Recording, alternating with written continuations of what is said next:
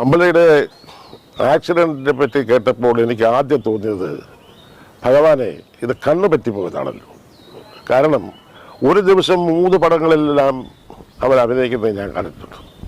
ഊട്ടി നടന്ന പറ്റി ഒരു പ്രൊഡ്യൂസേഴ്സിനെ പോലും ഡയറക്ടേഴ്സിനെ പോലും ഞാൻ അതിലില്ല എന്ന് പറഞ്ഞ് അവരെ മടക്കി അയക്കാൻ മനസ്ഥിതി ഇല്ലാത്തൊരു വ്യക്തിയായിരുന്നു.